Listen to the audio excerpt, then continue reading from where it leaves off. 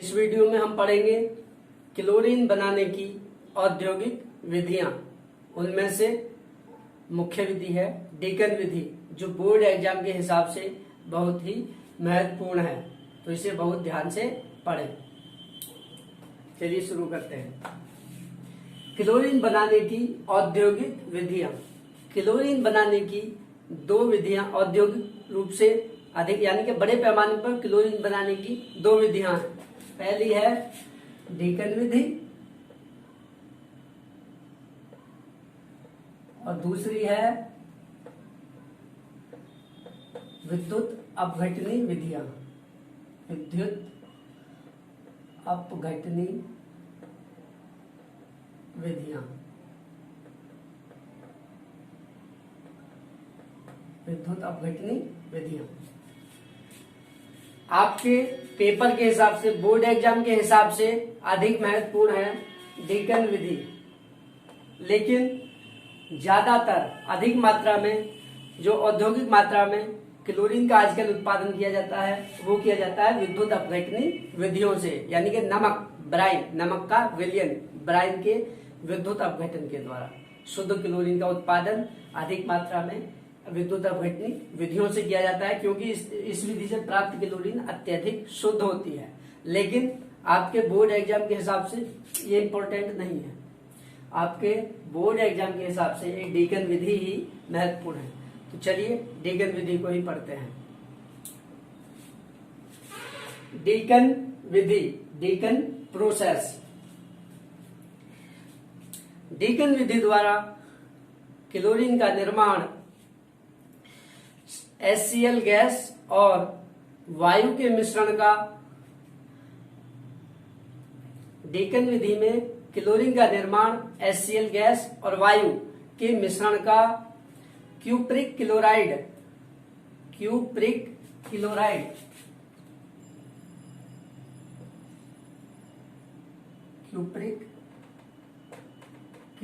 यानी कि CuCl2 cupric chloride उत्प्रेरक की उपस्थिति में 450 डिग्री सेल्सियस पर गर्म करके किया जाता है।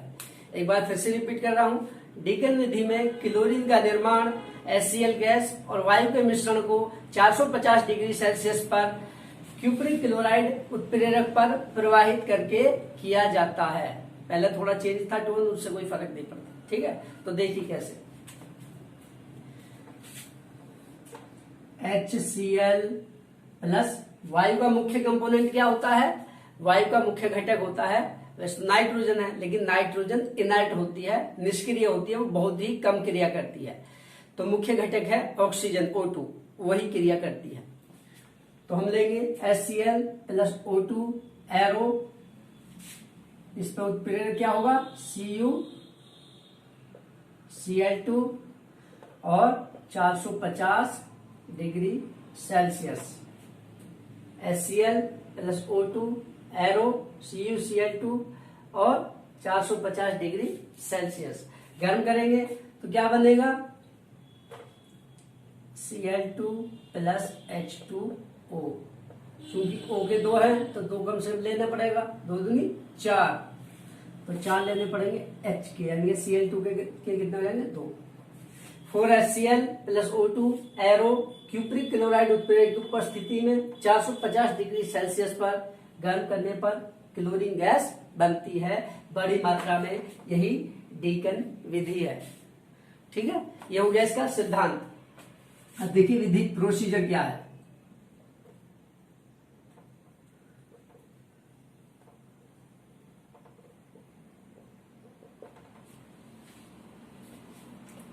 डीकन विधि में प्रयुक्त संयंत्र संलग्न चित्र में दिखाया गया है। तो अब चित्र बनाते हुए आपको समझाते हैं।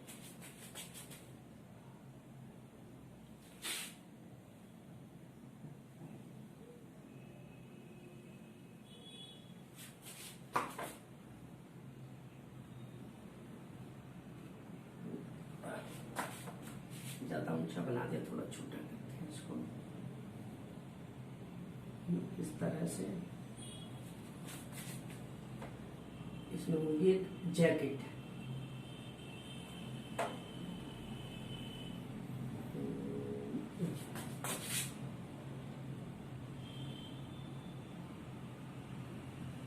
बताएंगे आपको ये डबल लेयर क्यों हम बना रहे हैं, ये जैकेट बना रहे हैं इसकी।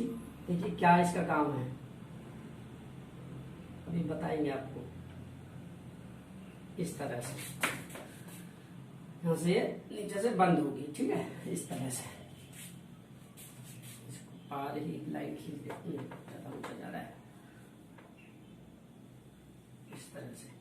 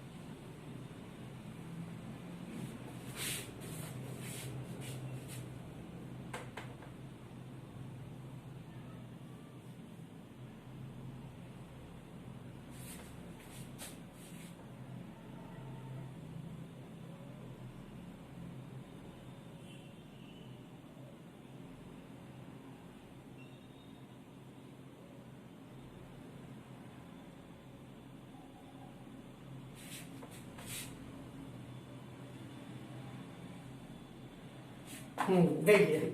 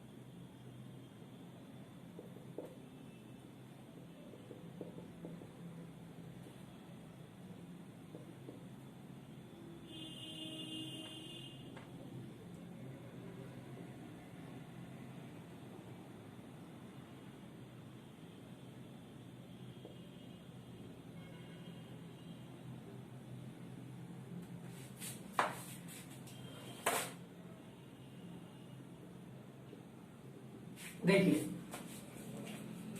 ये जो हमने स्टार्टिंग में लिया है यह है ऑक्सीडाइजिंग चैम्बर, ऑक्सीकारक कक्ष। इधर लिखे दे रहा हूं, यहाँ पर आपको नीचे लिखना है ऑक्सीडाइजिंग चैम्बर, हिंदी में कहेंगे इसे ऑक्सीकारक कक्ष। ये जो हमने बाहर से डबल जैकेट बनाई थी इसका काम है हॉट गैसेस, गर्म गैसें इसमें प्रवाहित की जाएंगी इसकी जैकेट में। तो क्या होगा, ये वाला कक्ष ऑक्सीकारक कक्ष गर्म बना रहेगा, जिससे जो इसमें अंदर लिया हुआ उत्प्रेरक है उसका टेम्परेचर 450 डिग्री सेल्सियस बना रहेगा। तो देखिए कैसे करते हैं।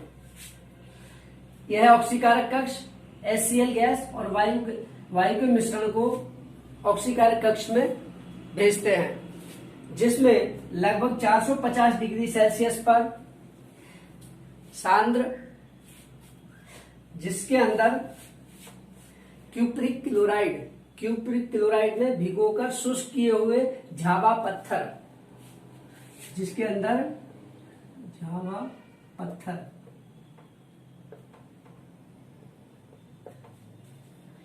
HCl और ऑक्सीजन गैस के मिश्रण को ऑक्सीकारक कक्ष में प्रवाहित करते हैं, जिसमें लगभग 450 डिग्री सेल्सियस ताप होता है और उसके अंदर क्यूप्रिक क्लोराइड में भिगोकर शुष्क किए हुए झावा पत्थर रखे होते हैं जो उत्प्रेरक का कार्य करते हैं। 450 डिग्री सेल्सियस पर HCl का ऑक्सीजन के द्वारा या वायु के द्वारा ऑक्सीकरण होता है और क्लोरीन गैस बनती है। इस क्लोरीन गैस में नमी और HCl की अशुद्धियां होती हैं, अतः इसे एक धावन कक्ष, इसका नाम है धावन कक्ष,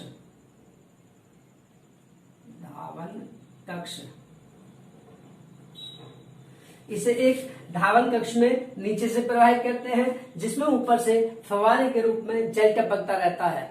यह जल इस गैसीय मिश्रण में से HCl गैस को अवशोषित कर लेता है। अब इस धावन कक्ष से बाहर निकलने वाली गैसों में केवल क्लोरीन गैस, वायु और नमी होती है, जलवाष्प होती है। अतः इसे अब एक शुष्कन कक्ष में भेजते हैं, ड्राइंग चैम्बर, शुष्कन कक्ष। अतः अब इसे एक शुष्कन कक्ष में भेजते हैं। शुष्कन कक्ष में नीचे से प्रवाहित करते हैं, जिसमें ऊपर से सांद्र H2SO4 फव्वारे के रूप में टपकता रहता है, जो इसमें से नमी को अवशोषित कर लेता है और इस शुष्कन कक्ष से बाहर निकलने वाली गैसीय मिश्रण में शुष्क क्लोरीन और वायु होती है।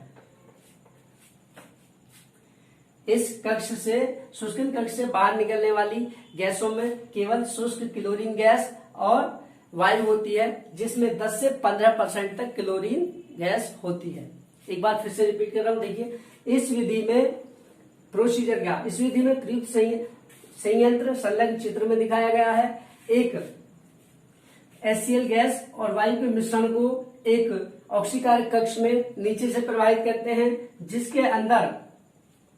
जिसके अंदर क्यूप्रिक क्लोराइड में भिगोकर शुष्क किया हुआ झावा पत्थर भरा होता है जो उत्प्रेरक का कार्य करता है लगभग, और इस कक्ष का ताप लगभग 450 डिग्री सेल्सियस बना रहता है। इस ताप पर HCl गैस का वायु द्वारा ऑक्सीकरण से क्लोरीन गैस बनती है और क्लोरीन गैस बनती है।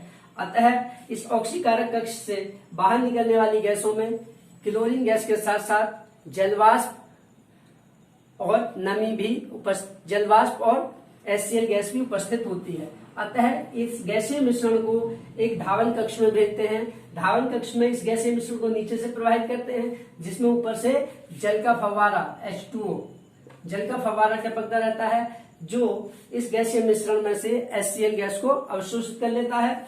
अब इस धावन कक्ष से प्राप्त गैसीय मिश्रण में नमी की अशुद्धि होती है। अतः इसे एक शुष्कन कक्ष में भेजते हैं, जिस शुष्कन कक्ष में नीचे से प्रवाहित करते हैं यहां से, तथा जिसमें ऊपर से सांद्र H2SO4 फव्वारे के रूप में कंसंट्रेटेड H2SO4 सांद्र H2SO4, जिसमें ऊपर से फवारे के रूप में ये फवारा टपक रहा है, फवारे के रूप में सांद्र H2SO4 टपकता रहता है, जो इसमें से नमी को अवशोषित कर लेता है। अतः शुष्कन कक्ष से प्राप्त गैसीय मिश्रण में शुष्क क्लोरीन गैस और वायु पाई जाती है, जिसमें 10 से 15% तक क्लोरीन गैस होती है। तो बच्चों, यही थी क्लोरीन बनाने की डीकन विधि। इसे अपने शब्दों में एक्सप्लेन कर सकते हो आप अच्छे से, ठीक है। ये थी क्लोरीन बनाने की डीकन विधि, औद्योगिक विधि, जो बहुत इंपॉर्टेंट है बोर्ड एग्जाम के लिए। आशा करता हूं आपको समझ आ गया होगा। वीडियो को लाइक करें और बच्चों के साथ, अपने दोस्तों के साथ शेयर करें जो कक्षा 12 में पढ़ते हैं। Thank you.